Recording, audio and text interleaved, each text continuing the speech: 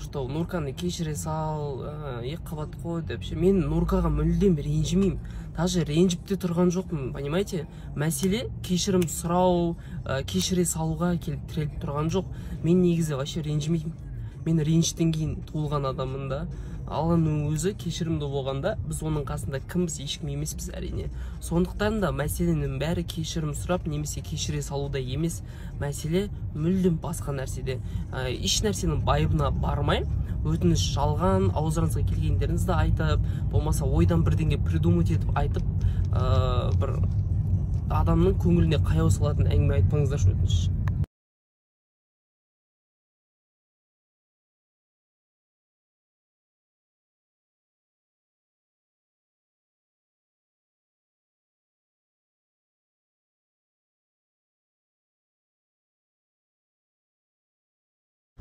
Қазақ бір бизнес ашса, барып қарызға зат сұрамау керек, керісінше тауарларын алып бизнесін жүргізу керек.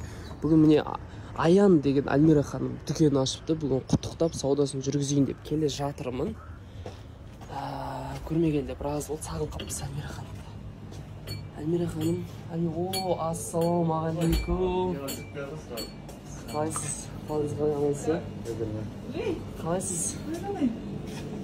Сағын қапыз өздеріңізді. Жақсы деп айта алмаймын. Өйткені бізде семейный проблема болғандықтан бұл нәрсенің бәрін ашып айтуға болады. Бірақ ол ашып айтатын нәрсе емес. Ол іште қалатын нәрсе. Қазір сіздерге спокойно отырып айта алмаймын, сондықтан жазып айтатын боламын келесі туристердің бәрін.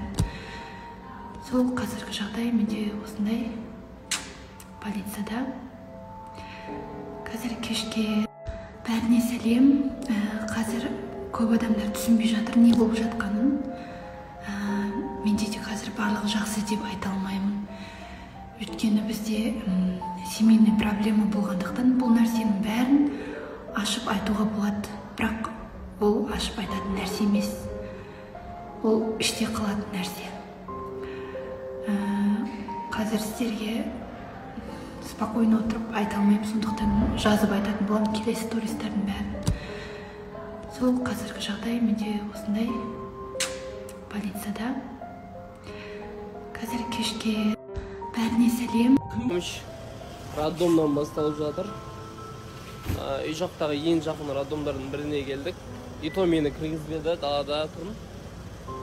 Жағдай мәз емес. Қалай ойлайсыздар, сол дұрыс па? Сол дұрыс па? Қандай қылып мен Нұрканы өзімнің қызымдай көрсем?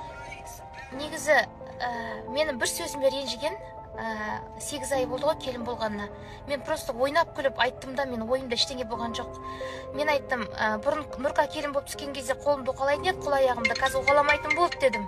Соған ренжіп қалғанын мен білдім да, артынша барып кешірім сұрадым, құрсыншы ауыр аяқ қой. Бірақ негізі ол оған ренжитін нәрсе емес қой, иә, өздеріңіз де білесіздер. Мен одан кейін ертесіне больницаға түскен кезде тағы да кешірім сұрадым басымды деп. Оған ренжіме, мен оны ойнап айттым. Уқаламасам да ол ештеңе болмайды аяғым. Просто әшейін ойнап айттым, өзімсініп айттым дедім. Міне сол сөзге ренжіп, қазір міне отбасы ойран болып жатыр. Сіздер білесіздер, иә, осы уақытқа дейін мен Нұрканың сөзін сөйлеп келдім. Всегда мен оны өзімнің қызымдай көрдім. Никогда мен Хуршет дұрыс болып тұрса да, бұрыс болып тұрса Хуршеттің сөзін сөйлеген жоқпын. Міне бүгінге дейін артынан жүгірдік, өзінің қалауы. Өзінің қалауы, мен ажырасам деді, мен кетем деген адамды біз істей алмаймыз ғой. Осыншама жүгірді Хуршет. Бірақ Алланың қалауымен ажырасып жатыр. Мен роддомның алдындамын, өзімнің шарыммен қуантайын деп, неше түрлі бағаны сыйлықтарымды, тәтті дәрмектерін барлығын алып келдім. Өкінішке орай, мүмкін осы да дұрыс шығар. Қыздың қалауы кету, мен ұстай алмадым. Мен барынша ұстауға тырыстым, мен ештеңе шықпады. Менде қазір вебі жоқ. Осымен 7 айлық бірге болған махаббатымыз болмайтын бір сөзге бола бітті. Ешқандай хайп емес, бір Алла куә. Ешкімді алдап атқан жоқ. Осылай болып қалды. Баласы шетінеп кетті, ондай ешқандай емес. Бала аман, дін аман соң. Әкелік қамқорлығымды берем, моральный көмектесетін болам, ақшалай көмектесетін болам. Бірақ қыздың қалауы кету болса, мен оны ұстай алмаймын.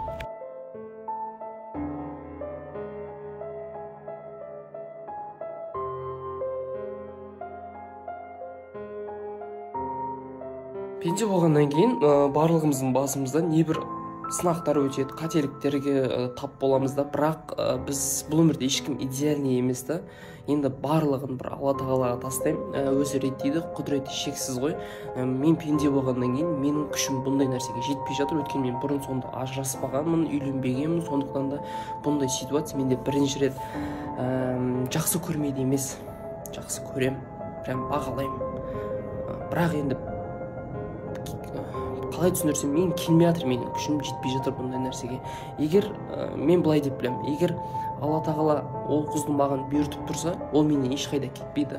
Ал егер бұйыртпаған болса, онда тағдырымыз басқа деген әңгіме деп өзім есептеймін. Тұрмын, бүйрегім приступ ұстап жатыр дегесін, жаным жер таппай Басеновадағы роддомға платныйға ауыстырайын деп келіп едім. Лечущий врачы барлық анализін көрсетті, барлығы жақсы, матчасы жақсы шықты. Неменеге паниковать етіп, сіздерге өйтіп айтып жатыр деді. Бәрі керемет, идеальный, бала жақсы деді. Енді өзім көріп кетейін дедім, жоқ, түспеді. Келген адам керіп кетсін, мен түсе алмаймын деді. Енді мен бұған дейін сіздер білесіздер, сіздер куәгерсіздер, мен Нұркаға өзімнің қызымдай қарадым. Мен никогда Хуршеттің сөзін сөйлеген жоқпын, кешеге дейін айтқан жоқпын. Менің бір ауыз сөзімді көтере алмай отыр. Мен сонда айтқаным, ойнап айтқаным. Бұрын Нұрка келін болып түскенде аяғымды уқалайды деді, қазір аяғымды уқаламайтын болды ғой деп мен күліп қана ойнап айттым. Соның өзінде де мен 2 рет басымды иіп кешірім сұрадым, 2 қабат қой құрсыншы деп.